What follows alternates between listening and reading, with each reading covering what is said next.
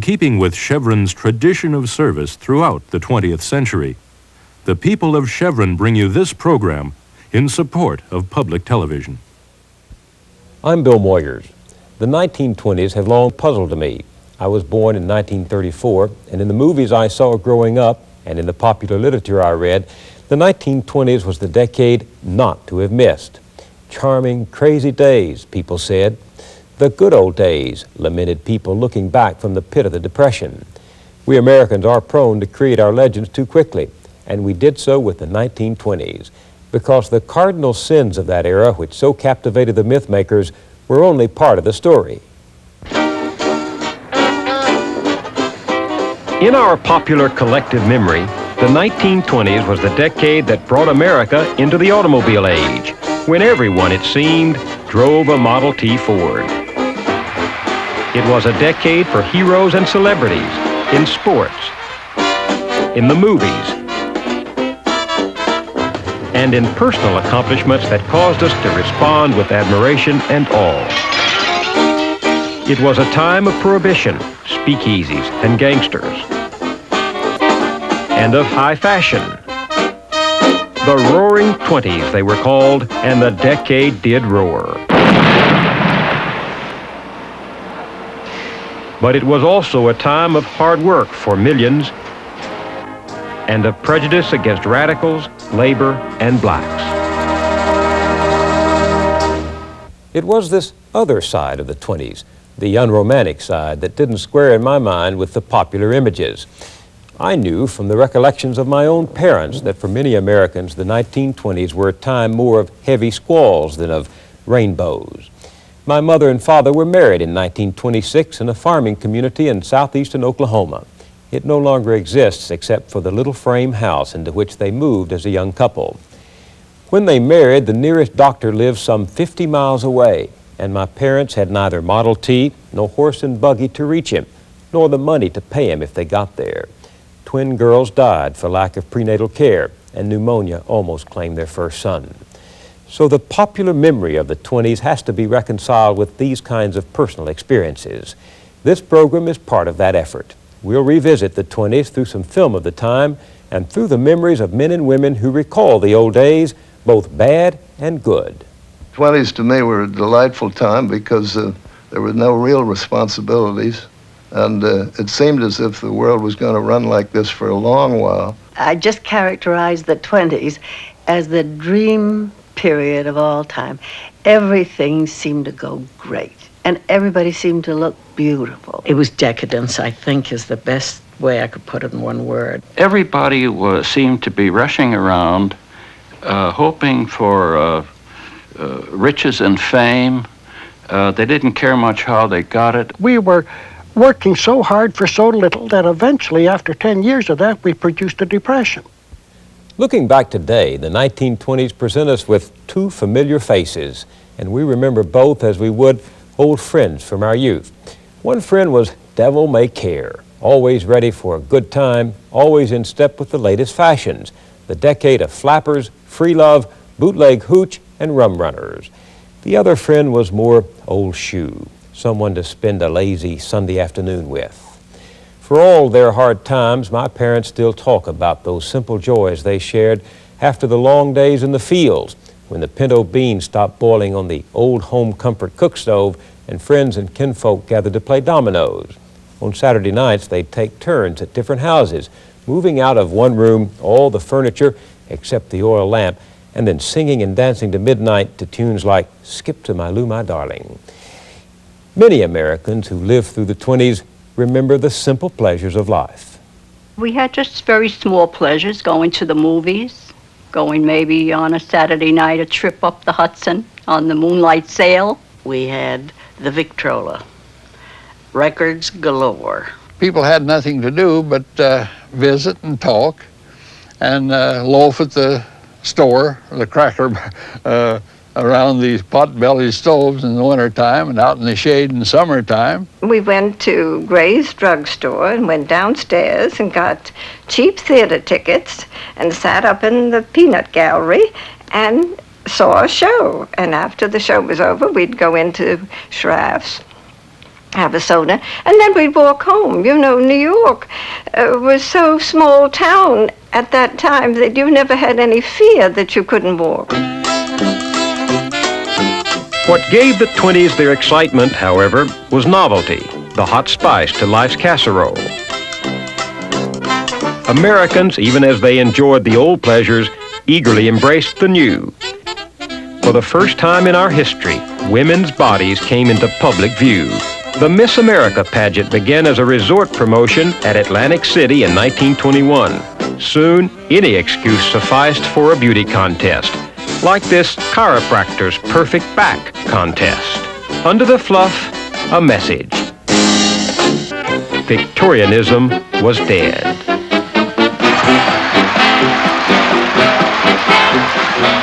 Americans went wild over races, too.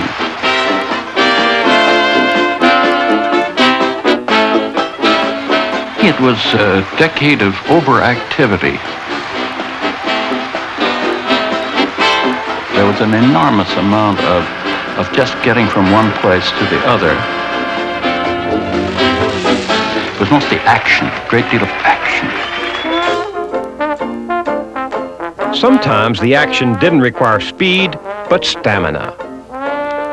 The marathon dancing was the craze, and it really was. It was kind of crazy.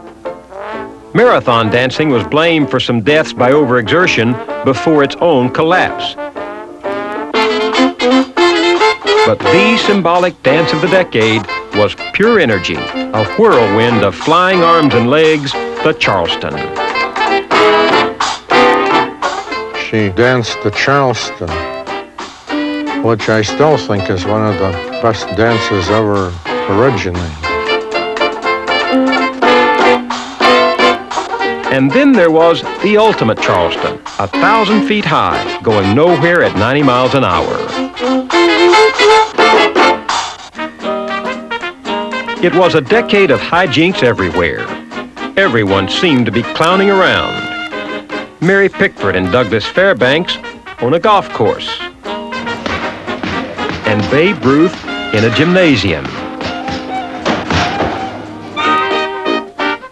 Fashion is a frivolous but accurate mirror of social change, too. During the decade, America saw more and more of a new woman, literally, as necklines plunged and hemlines climbed. By 1927, the female badges of freedom were exposed knees and a cigarette in hand.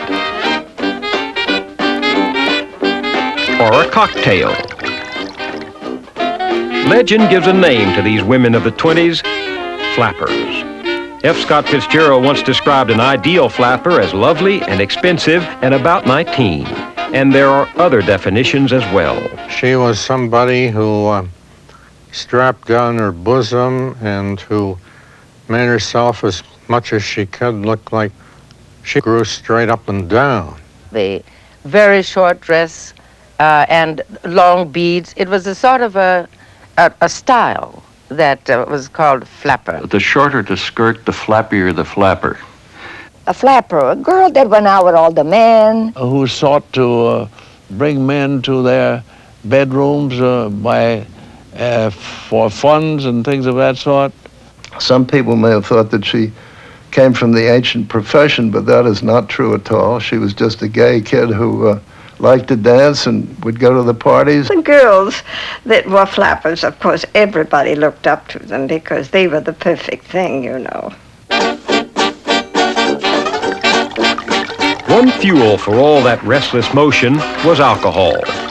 Prohibition, begun in 1920, made drinking a crime and did cut average consumption of alcohol by 1/3.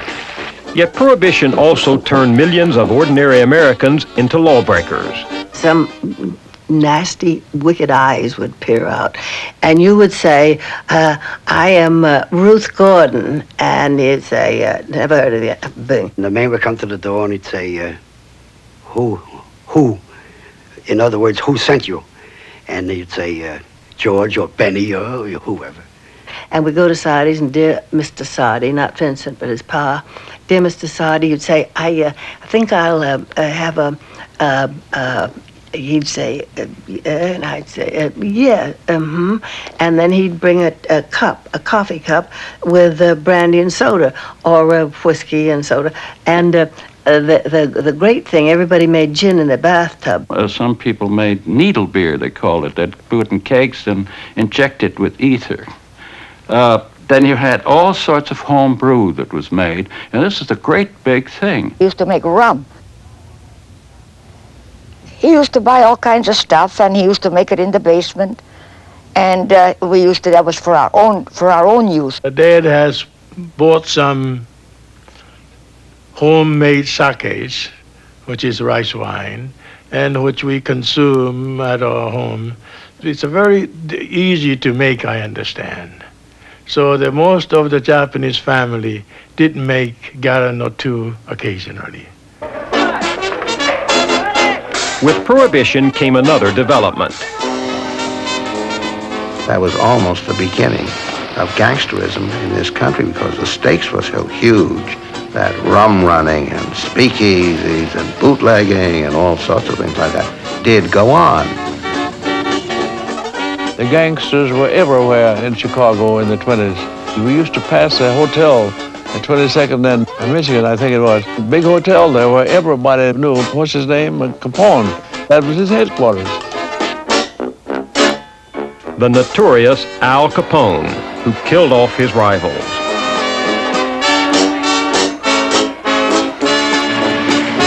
Federal agents conducted regular raids on bootleg operations,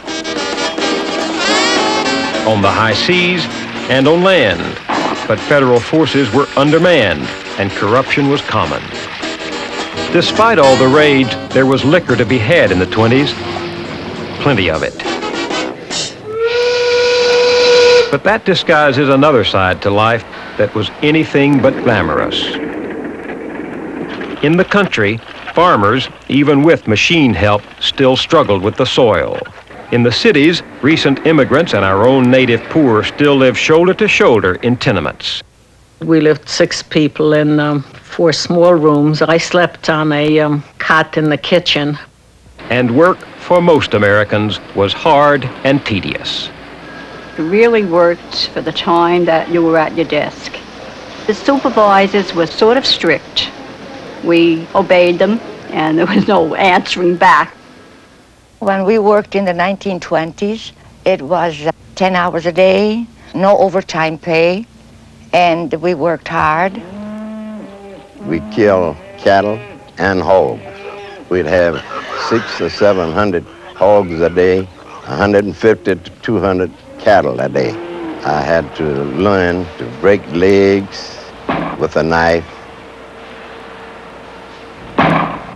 My own father can still describe vividly what it's like to chop cotton from sunup to sundown, or to sleep on the wagon all night at the cotton gin in order to be the first in line to have the cotton weighed early in the morning. Recently, I went back with him to Oklahoma to where one of the cotton gins stood, and he talked about the time he got his hand caught in the machinery and lost part of 2 fingers. He was back in the fields the next day. Like most people, he puts aside the painful memories to cherish the happy ones. For a while, that's what the country did with the 20s. The new mass medium, the movies, emerged to provide us with the images of that era which ignored the routine and ordinary for the novel and colorful.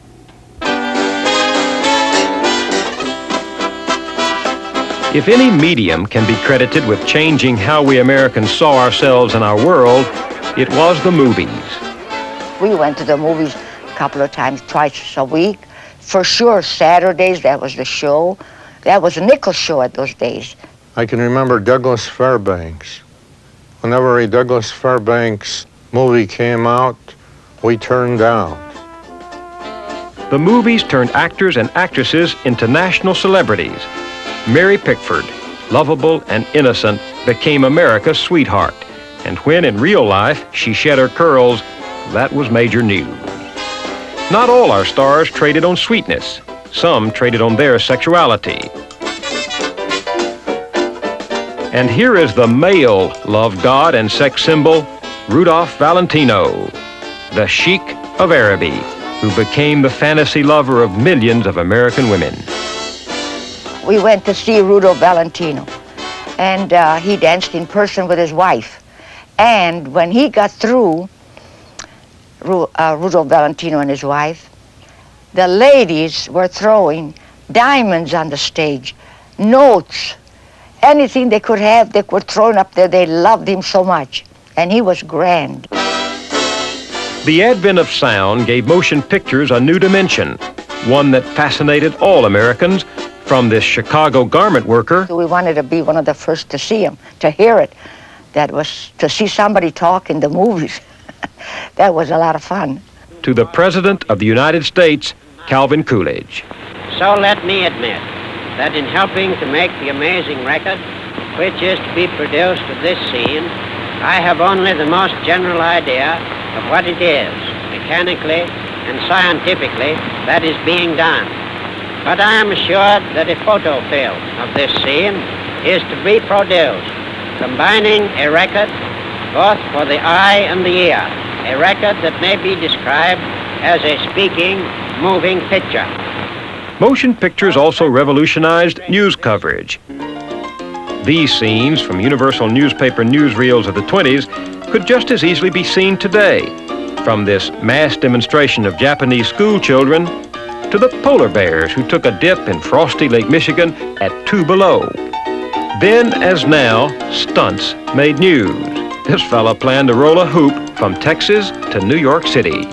And here is the Goliath of Argentina, a boxer of Italian parentage. The caption and the pictures reinforced an ethnic stereotype that fortunately wouldn't pass an editor today. We have made some progress after all. As for our own sports figures, the nation paid homage to those men and women who played games superbly. Babe Ruth appealed to all of us kids because he could hit that baseball farther than we could. He also did it left-handed, which seemed to make it more difficult and interesting.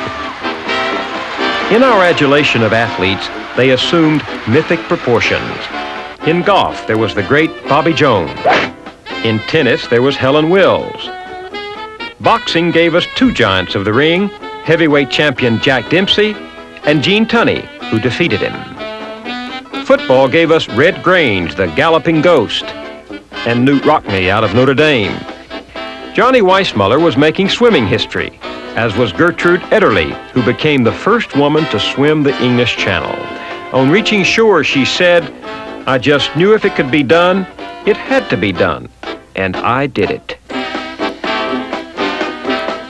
But it says something positive about America that its highest adoration went not to an athlete, but to an aviator, Charles Lindbergh, whose solo flight across the Atlantic in 1927 was a triumph of spirit and science.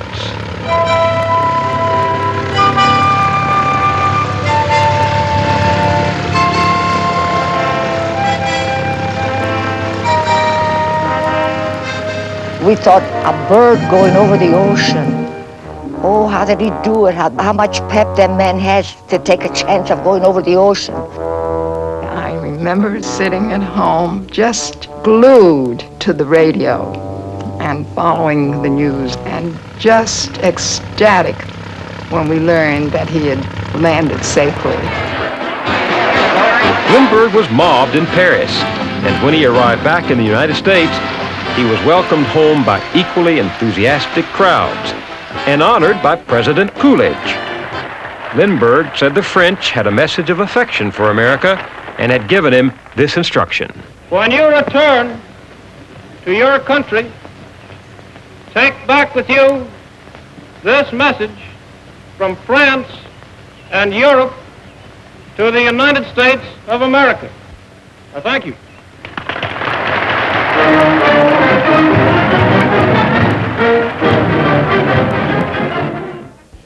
In Charles Lindbergh, America in the 20s found its ultimate hero. His daring celebrated the rugged individualism of the past, and his technological skill promised a wonderful future in which that incredible machine would reign supreme. The Great War just ended had spurred the advance of machines, and it would spur the economy too. The profits of key industries during that slaughter in Europe meant huge sums for new investment when the war ended. So things were ripe to boom, and boom they did. We became a consumer society, and the visible evidence of this could be found in our homes with telephones, mixmasters, the electric toaster, and the lightweight electric iron. And of course, on our streets and highways with the automobile. When Henry Ford declared that machinery is the new Messiah, you could hear in the hum of the multitudinous factories a mighty chorus of alleluias. Henry Ford introduced his Model T in 1908 and the assembly line in 1910. But it was in the 20s that his assembly line swung into high gear. By 1925, a Model T was rolling off the line every 10 seconds. Ford sought standardization above all things. The customer can have a Ford any color he wants, so long as it's black. But Americans soon wanted colors other than black and different models, and got them from General Motors and other manufacturers. By 1929, American automakers were turning out close to 5 million cars a year. There were 26 million automobiles and trucks on the road, roughly one car per family. Even working people found a way to buy a car. As a tenant farmer, we're not wealthy. We're very poor. But we did have automobile. We did have automobile. There was the stats, no limit. We could go as fast as we wanted. And we went fast. In the 20s, too, electric light and power came to all but rural areas. For Americans, it meant the first appearance of appliances we now take for granted. These appliances were designed for women. Not much talk then of men sharing the drudgery of housework. Promotional films promised that women's work would be easier once she got electricity. With electricity came the telephone. Before the end of the decade, more than 10 million phones were in use. Of course, we had no dialing whatever. We took up the receiver and held it until we had a lovely female voice ask, "Number, please." And there was another electrical miracle to send the human voice across the miles: radio. Our friends in the immediate neighborhood, would come in of an evening and be entertained. It was a wonderful innovation. We loved it. The mass consumer society had indeed arrived. With it came, for many, a period of freewheeling, high-living prosperity. It isn't as though I just want money. I just want to be extravagant. I didn't care about a $5 or a $10 or $100 bill, and that epitomized the 20s. I finally got making about 100 a week. That was terrific. You see, I never went anyplace. I wouldn't cross the street without getting a checker cab, Everybody had 1, 2, 3, 4, 5. And if you were terrific, you had right up to there. And they were just beautiful. Not just junky old diamond bracelets, but beautiful ones. The great bull market, the most frantic boom yet, hit its full stride in 1927. The old American gospel said, "Work hard and get rich." The new gospel said, "Pick those apples off those trees." Everybody would go out and play bridge, you say, 2 no trumps. Oh, by the way, did you buy any Kennecott copper? No, I must buy some Kennecott copper. No, 3 hearts. I was a $2 broker, which means that as a member of the stock exchange, I went on the floor as an agent. One of the main reasons why the market was participated in by most anybody was that they had very low margin rules. If you bought $6,000 worth of stock, you only had to put up $600 worth. This seemed like a pretty good thing when everything was going up all the time. They always said that you were getting 6 tips from your taxi driver every time you got into a cab. He'd tell you what to buy, and nobody seemed to much care what it was, just so they had a name. I didn't know what I was buying. There's one called Eidegen Schilt. I don't know to this day what Eidegen Schilt was. Then they would go haywire on margin and really maybe clean up $25,000, somebody who'd never had anything. This made them think that they were speculative geniuses. And then when it went down, you see, you had to cover.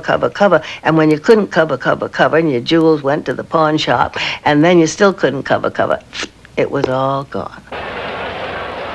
It was gone, as we all know, in the crash of '29. But let's not forget once again how memory and fact can diverge. less than half of 1% of the population ever traded on margin. Most Americans wrestled with more mundane economics. I couldn't make enough money. On most jobs, I was making only about 25 cents an hour, 30 cents an hour, and cost about 25 cents for a rather greasy meal in a greasy spoon restaurant. I wore patch pants, but so did the little white boy around the corner whose father owned the pharmacy. I think we were probably poor. Otherwise, why would I go to work for $10 a week out of just a year and a half of high school? You will find economists today who believe that what brought on the Great Depression was a spectacular fall in consumer spending as the 20s ended. For those who had shared in it, the boom was going bust. And even with the new prosperity, half the country still lived in poverty. In one of the letters I treasure from my mother, there is this paragraph. In those days, we didn't even have radio, only the weekly newspaper. We heard that banks were going broke, and our parents were always scared to death the one that supported them would be the next. And once it was. When the bank foreclosed on my grandparents' farm, my grandfather took a job in the cotton gin. My parents had been working the farm with him, so they had to leave too. Dad went to work on a crew helping to build a highway to Oklahoma City. He earned $1.50 a day and felt lucky at that. The national economy was in serious trouble. Coal mining, to name just one industry, was depressed. Average unemployment for the decade was 30%. New England's textile and shoe factories started to shut down. The region stayed depressed through the decade. It was also a bad time for farmers, once our economic backbone. In 1921, farmers suffered a net loss of $6 billion, and they never really recovered. So millions of Americans, regardless of where they lived or at what they worked, did not fully share in the new consumer society. We don't have electricity. We relied upon the kerosene. We had gas light, so we didn't have any electrical fixtures or lights or anything like that. We had ice box. When the Iceman did drive through there, we got ice. Otherwise, we went and got it. The Iceman brought up a piece of ice every second day or so. The only appliance that we had in our house was an automatic washing machine. It was automatic because I was the guy that turned it. But it's a curious thing. Even those shut out of affluence remember a general air of contentment. People's standards and demands were not as high as they are today. Does one ever know when you're poor? Except it's fashionable now. But with me, we didn't consider ourselves poor. We were not well-to-do. It was years later before I made the staggering discovery that we're pretty poor people. We always had plenty to eat and few pleasures, and we seemed very contented with what we had. $1 would bring a dozen eggs, a pound of butter, a quart of milk, and a loaf of bread.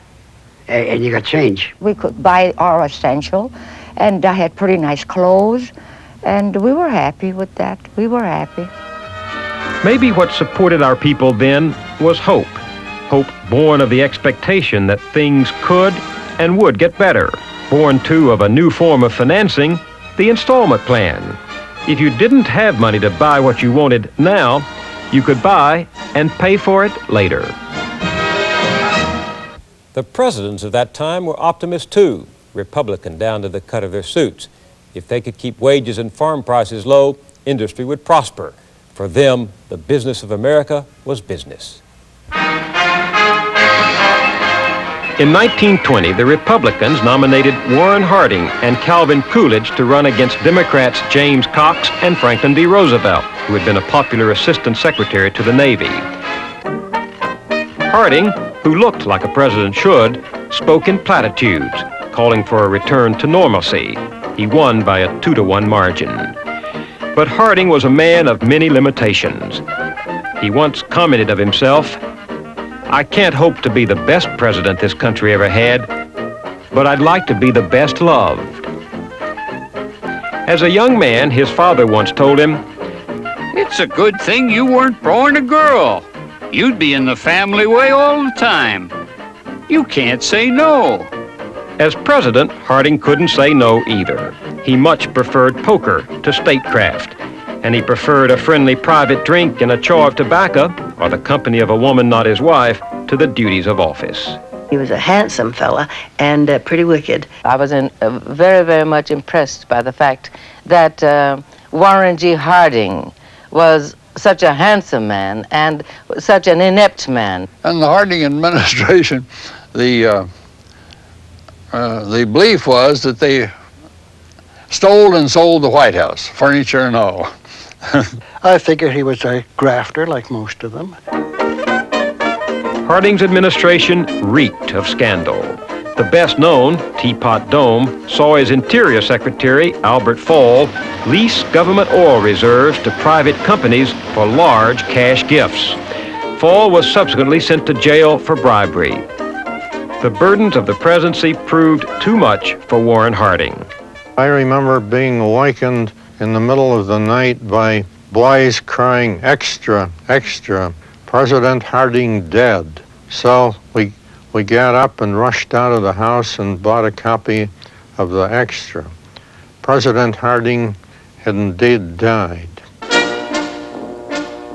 On Harding's death, Calvin Coolidge took the presidential oath from his father, a justice of the peace, at the family home in Vermont. Unlike the fun-loving Harding, Coolidge was taciturn, unsmiling, dour. Of him was said, he must have been weaned on a pickle. Of him was written, he aspired to become the least president the country has ever had, and he attained his desire. He was very quiet, do nothing. He was a tight-mouthed one. We called him Silent Cal. He was called during those days. Yet Coolidge's silence was calculated. He knew that the nation liked the image of a prudent Yankee squire at the head of the table. We felt pretty good about his quiet hand being on the tiller of the ship of state. He thought Washington should interfere with business as little as possible. With his Secretary of the Treasury, Andrew Mellon, he considered that the rich were the creators of prosperity. He once said, "A man who builds a factory builds a temple." The country re-elected Silent Cal, who served 4 more years and could have had another term. But he sprang a surprise. And then he said, "I don't choose to run again." He didn't want it anymore. Instead, Coolidge went fishing, often wearing high, stiff collars. He let others bait the hook and unhook the fish. All he did was hold the rod. Few presidents entered office with a more awesome reputation than did Herbert Hoover. He was a self-made millionaire engineer. In the First World War, he served as food administrator. Later, he headed the American Relief Administration. In 1921, he dispatched nearly 1 million tons of food to the Soviet Union, which was on the verge of famine. In the 1928 campaign, Hoover ran as an Iowa farm boy made good. His opponent, Governor Al Smith of New York. Smith's mannerisms offended rural America. His ambivalence on prohibition offended the Dries. And most crucial, his Catholicism offended much of Protestant America. One leading Protestant minister warned, "No governor can kiss the papal ring and get within gunshot of the White House." Hoover swamped Smith. Within less than a year, however, his presidency was engulfed by the stock market crash of 1929 and the ensuing depression.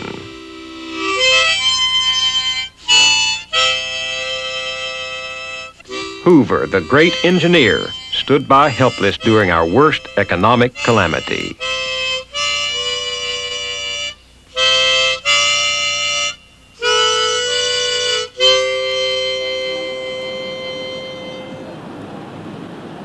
Hard times, ugly times. America was fouled by bad feelings. The campaign of 1928 was marked by anti-Catholic bias, and its smears against Smith's urban background reflected intolerance of foreigners, impatience with dissent, and hatred rooted in religion and race. I came of age with the melody of old-time religion ringing in my ears. There was much in it, generous and redeeming, and my parents, although they came from a culture soaked with the evangelist Billy Sunday's diatribes against sinners, science, and liberals, were gentlefolk from whom I never heard a contemptuous word toward strangers. Relatives maybe, but not strangers. Still, it was the Bible Belt, and some of the strictures of fundamentalism my father embraced as revealed wisdom. We heard so many sermons on demon rum that it was only a few years ago I was finally able to persuade him that if he were going to take the scriptures literally, he would have to honor that passage in the Bible which enjoins the faithful to use a little wine for thy stomach's sake. He did and does. I was lucky.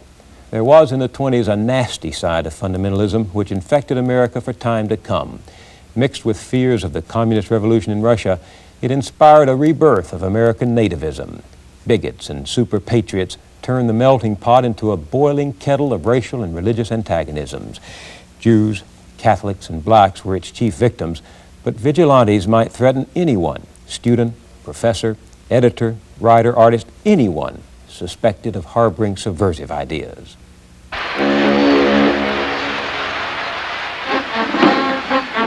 What's hardest to remember is that the 1920s arose out of bitter disillusionment. Our troops returned home after World War I, hoping to rebuild their lives. Instead, they faced unemployment and economic depression and labor unrest. A general strike shut down Seattle for days. Even the police struck in Boston. A huge walkout of steelworkers was broken by police and private security guards in 50 cities across 10 states. And coal strikes were led by John L. Lewis's United Mine Workers. The coal companies won out. The union's membership dropped from 500,000 in 1920 to 75,000 in 1928. In the 20s, the union movement practically collapsed. Most of the union activity in the 20s was from groups that were left of center, like the IWW. Radical labor groups like the Industrial Workers of the World were blamed for the unrest. Many of its organizers were jailed. I joined the IWW on general principles in San Francisco in October 1922. I got arrested when I came down from there and sent over to San Quentin for 3 years and 4 months for being an organizer. It was in the treatment of foreign radicals that America showed its most reactionary face. A Red Scare erupted in 1919 and 1920. Attorney General Palmer conducted huge raids to deport Bolsheviks, anarchists, and communists. The effects of the Red Scare lasted through the decade, epitomized by the case of Sacco and Vanzetti, Italian immigrants and anarchists charged with robbery and murder in 1920. They received the death sentence. The establishment said they were fairly tried, but others claimed they were railroaded for their beliefs. The case became an international issue. We were picketing, we were demonstrating, and for a long time there was the hope that perhaps, we could really save them. But after 6 years of appeals, both men died in the electric chair. It was a great, great tragedy when they were executed. And then we had demonstrations to protest and vigils. And it was a very sad period. The case remains one of the most controversial in our history. I guess we all didn't feel too sure that they were guilty. It seemed like just being radical seemed to smear them as much as anything else. We didn't think that they were murderers as they were pictured. But that they got killed, they both got killed. Looking back, it's almost a relief to turn from Sacco and Vanzetti to another, still echoing legal skirmish. Here's John Scopes, a high school biology teacher charged in Tennessee with teaching evolution. In 1925, state law made that a crime. In a packed courtroom, under the gaze of the media, Clarence Darragh defended Scopes. William Jennings Bryan, four-time presidential candidate, led the prosecution and defended fundamentalism. I think most of the people that were left of center enjoyed it for its putting bigotry and on display. That it was a fight between the years gone by and the years to come. So packed was the courtroom that the trial was moved onto the lawn. There, Dara questioned Bryan as an expert witness on the Bible. Dara exposed Bryan's ignorance of science and challenged his religious beliefs. Eventually, the jury returned its verdict: guilty.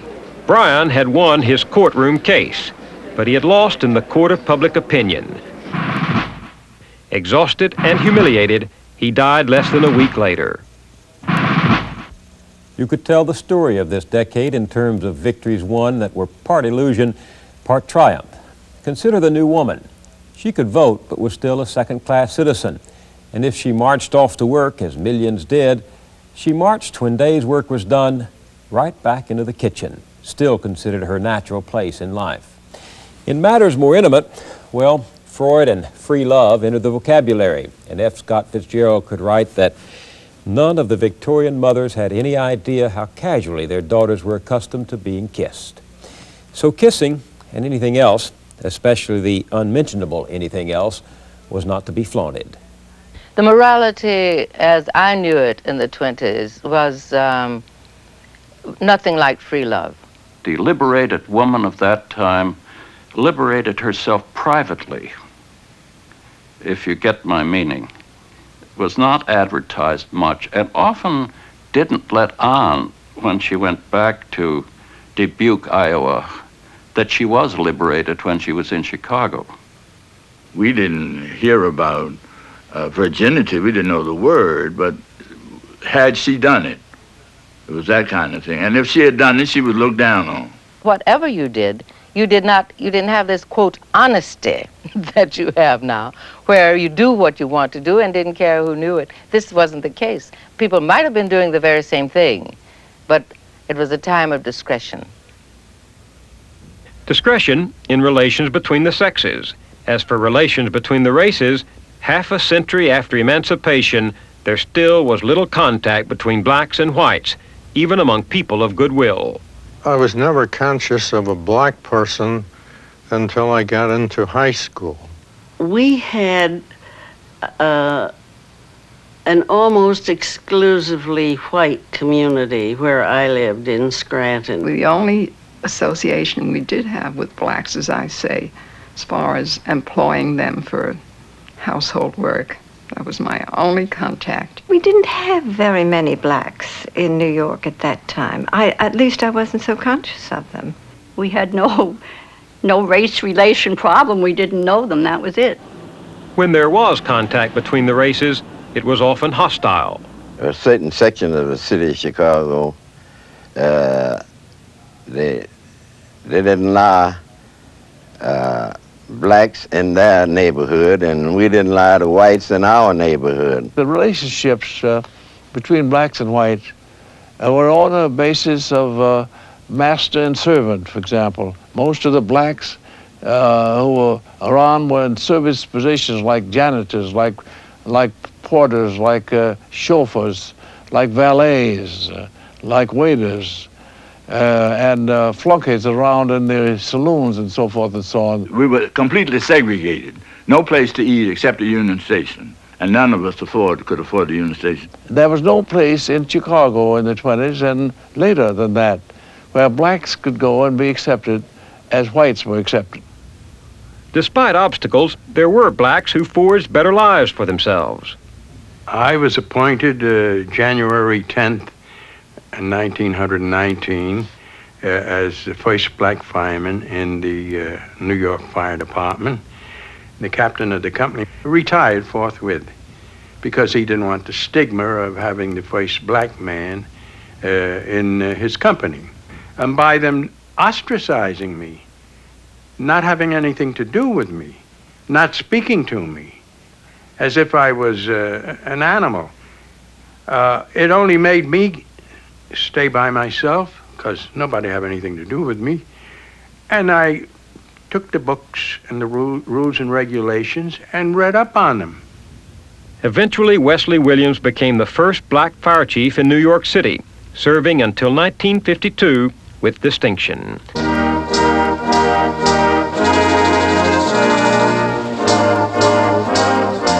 Nothing tells us more about the confusing, hurtful 20s than the rebirth of the Ku Klux Klan. Founded in the bitterness of defeat in the South of 1866, it rose again in 1915. The Klan posed as the protector of old stock America and had 1 million members in 1921, almost 500,000 in Indiana alone, where it controlled elections.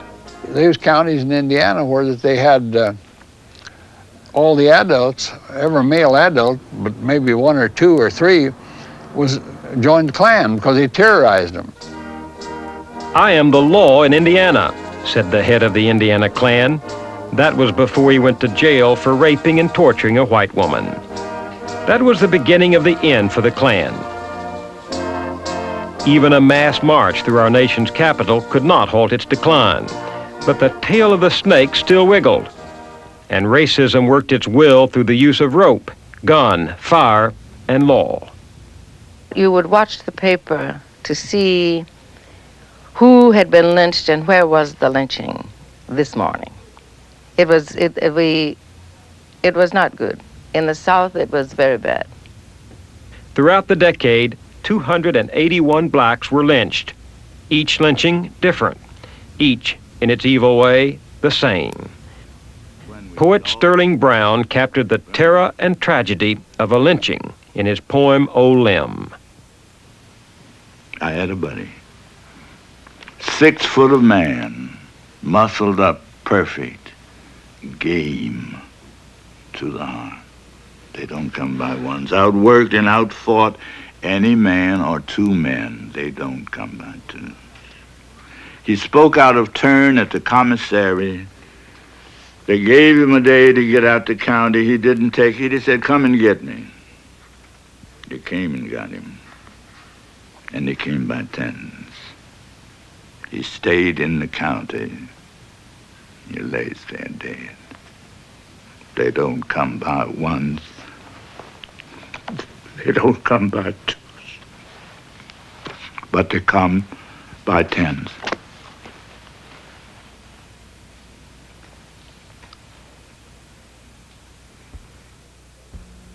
So the 20s had not 2, but countless faces, some of them ugly and hateful. It's healthy to recognize the eras of our forebears, but also to realize that some people managed to do the best of things in the worst of times, and there were many acts of conscience by individuals who fought back against the repression of the time and kept strong the idea of decency and freedom. There were also those personal commitments which bonded men and women to one another and to their children. I'm the beneficiary of such vows, and so are many of you.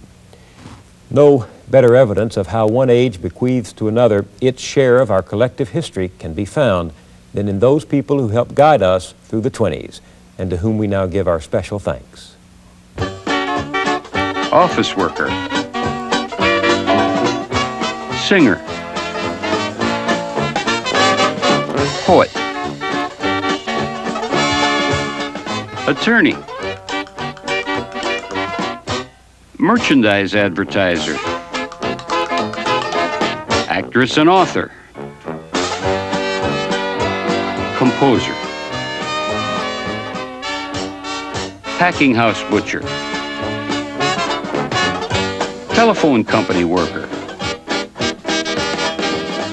social worker, coal miner,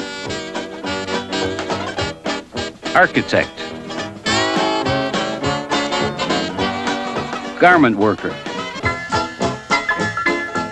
newspaperman, IWW organizer, elevator installer, garment worker, stockbroker, fireman. And finally, from their golden anniversary in 1976, my parents. I'm Bill Moyers.